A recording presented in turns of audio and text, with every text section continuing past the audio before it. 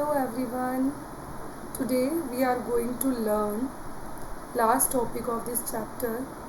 I hope you got all the last topics we have learned. So today we are going to start water resources. Water resources आप सबको पता है एक ऐसे resources जिससे हमको पानी मिलता है. Water is present on the earth in all it's form. पानी धरती पर अपने हर एक फॉर्म में प्रेजेंट है, चाहे वो ओशियंस में हो, सीज में हो, लेक्स में हो, रिवर्स में हो या पोन्स में हो. Water that is found in the pores of rocks under the surface of the earth is called ground water. ऐसा पानी जो हमको चट्टानों के पोर्स में से मिलता है जो कि अर्थ सरफेस में होते हैं, उसको हम बोलते हैं ground water. Water forms the basis of life. जो वाटर है, पानी है, वो हमारे जीवन का बेस है, आधार है. आप लोगों ने जगह जगह पढ़ा होगा जल ही जीवन है या जल ही जीवन का आधार है. The presence of water distinguishes our earth from other planet. हमारे अर्थ पे जो पानी का प्रेजेंस है, वो पानी का प्रेजेंस ही हमारे प्लैनेट को दूसरे प्लैनेट से डिफरेंट बनाता है.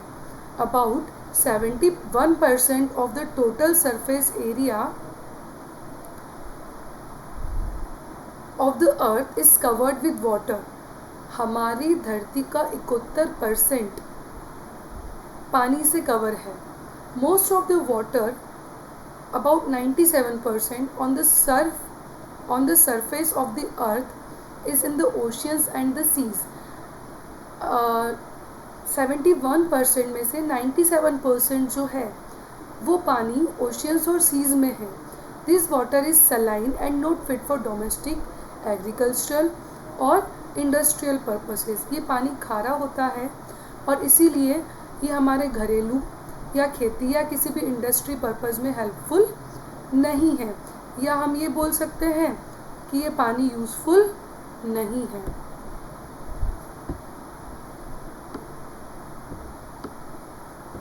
Out of the total surface और out of the total amount of water presence on the earth surface only about 3% is fresh water.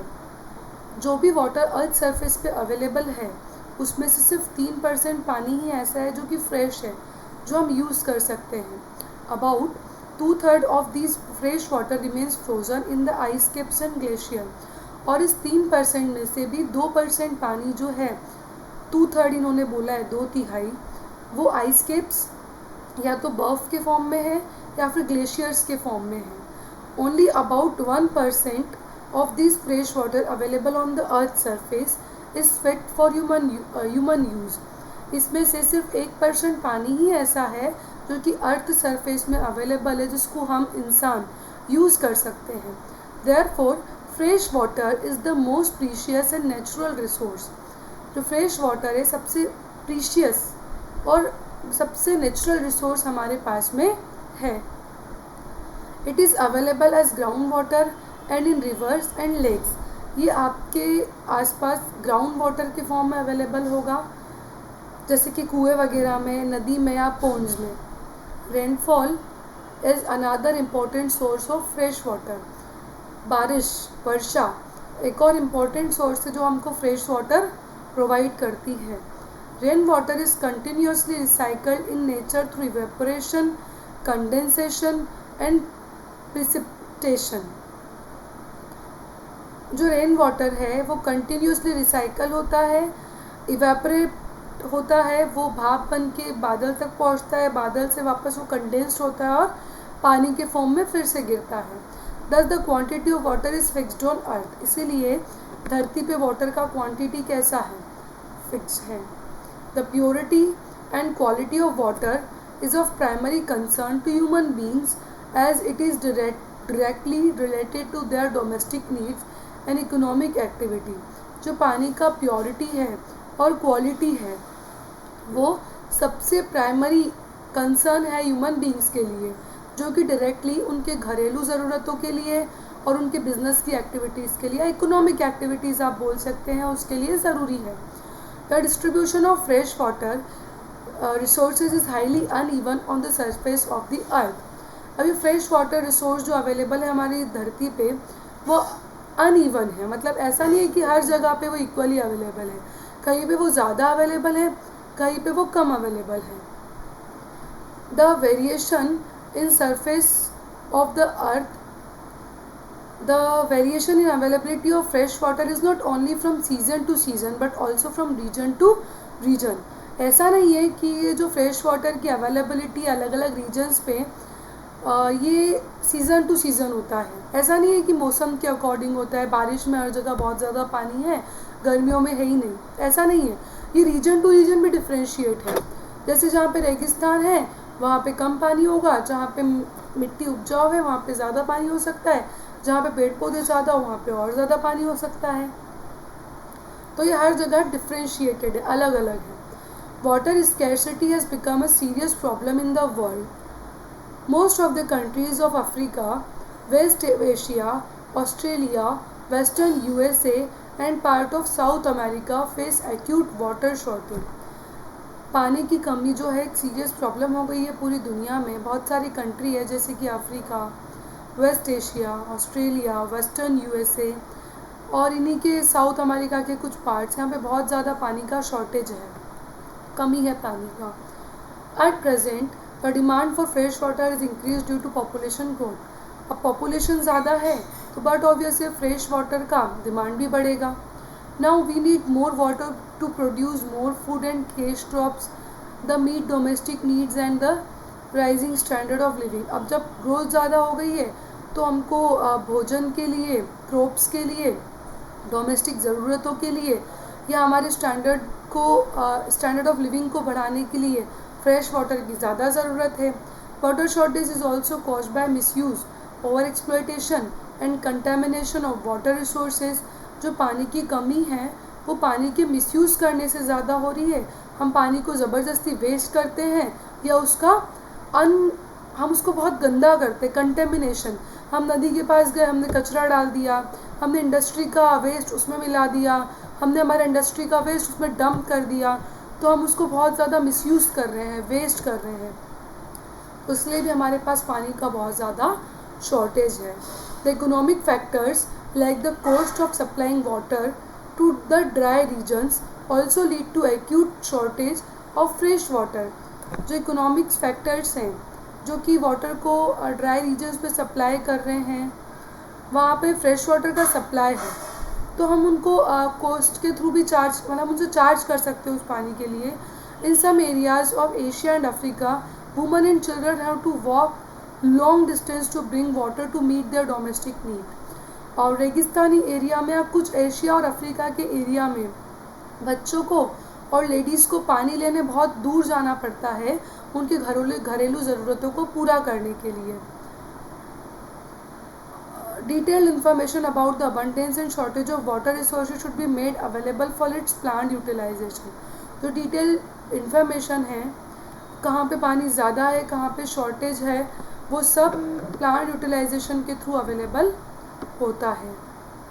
Water resources in India. अब हमारे पास में क्या क्या वाटर रिसोर्सेज है इंडिया में। The most important use of fresh water in our country is to irrigate the farmlands. India gets plenty of rainfall from the monsoon, but it is not evenly distributed। सबसे important resources है fresh water के use का, वो क्या है कि हम लोग खेत को इरीगेट कर दें। India gets plenty of rainfall from the monsoon. वर्षा के टाइम पे, मानसून्स के टाइम पे हमारे पास में बहुत सारा रेनफॉल होता है, लेकिन ये हर एक जगह पे इक्वली डिस्ट्रीब्यूटेड नहीं होता है। दस some parts get flooded while other parts suffer from drought। कुछ इससे क्या होगा, कुछ जगह पे तो बाढ़ आ जाएगी और कुछ जगह पे सूखा रहेगा। To solve this problem we need to divert water from water surplus regions to water deficit region। अब हमको क्या करना पड़ेगा इसके लिए, इस प्रॉब्लम को ख़त्म करने के लिए हमको जहाँ पे पानी की बहुत कमी है और जहाँ पे पानी बहुत ज़्यादा है, जहाँ पे पानी ज़्यादा है वहाँ से पानी हमको कहाँ डाइवर्ट करना होगा, जहाँ पे पानी बहुत कम है. Since most of our rivers to water deficit regions. Since most of our rivers pass through a number of states, no state can singly handle the problem of water management. इसीलिए आपने देखा होगा कि एक ही नदी अलग अलग स्टेट से होकर निकलती है, क्योंकि आप लोग अकेले उस प्रॉब्लम से डील नहीं कर सकते हो. To produce more food for our increasing population we need adequate and timely supply of water. ज़्यादा फूड प्रोड्यूस करने के लिए, क्योंकि हमारी पॉपुलेशन बढ़ रही है, हमको एडेक्वेट सफिशिएंट पानी की ज़रूरत है और टाइमली सप्लाई ऑफ वाटर की ज़रूरत है. The different sources of irrigation are canals, wells, tube wells and tanks. अगर हमको हमारे पास डिफरेंट सोर्सेज क्या है पानी के लिए, कैनाल्स है, कुएँ हैं, ट्यूबवेल्स हैं और टैंक्स हैं. ठीक है. अब हम वाटर रिसोर्सेज को कंजर्व किस तरीके से कर सकते हैं. Water as a natural resources is of prime importance to us. पानी जो है नेचुरल रिसोर्सेज और हमारे लिए बहुत ज़्यादा ज़रूरी है. Rapid population growth has fast depleted the resources of fresh water. जो रैपिड पॉपुलेशन ग्रोथ हो रहा है उसने हमारे रिसोर्सेज को बहुत कम कर दिया है. बट ऑब्वियसली जो 10 लोग पानी को यूज़ करते हैं उसकी जगह 20 लोग यूज़ करेंगे तो वो तो कम होगा ही. This can be done by adopting the following measures. और ये नीचे दिए हुए मेजर्स के थ्रू फुलफिल किया जा सकता है. अब वो मेजर्स क्या हैं हम पढ़ते हैं.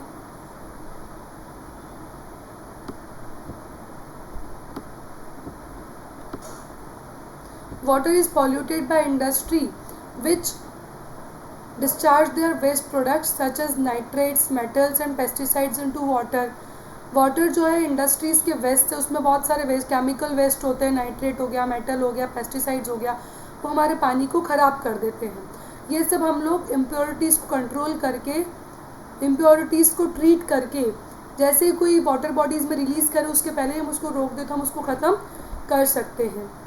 Rain water harvesting is an important method to save surface run off. Rain water harvesting बहुत ज़्यादा ज़रूरी है जिससे कि हम सरफेस में अपने पानी ले लें.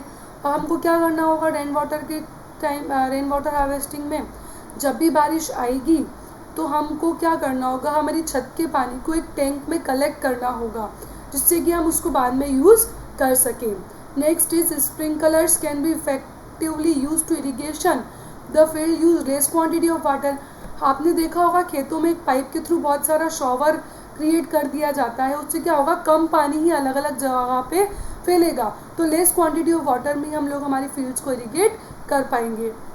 मोर trees should be planted as trees reduce surface run off and recharge ground water. हमको ज़्यादा से ज़्यादा पेड़ पौधे लगाने होंगे. वो क्या करते हैं, ज़मीन का पानी खींचते हैं सरफेस वाटर को, और वो हमको ग्राउंड स्टोरेज में लाके कुओं में टैंक्स में ला के देते हैं. Conservation of water resource is possible through planned utilization and protecting the available water resources from pollution. Water conservation, water resource का कंजर्वेशन तभी पॉसिबल होगा जब हम प्लान वे में यूटिलाइज करेंगे हमारे वाटर रिसोर्सेज को और वाटर सोर्सेज को पॉल्यूशन होने से बचाएंगे. सो ये सारे सोर्सेज है जिससे हम पानी को बचा सकते हैं. And this second chapter is completed. Now we are going to learn next chapter in next video. Before that I am going to give you homework for finding the answers of the questions and completing the exercise. Thank you so much.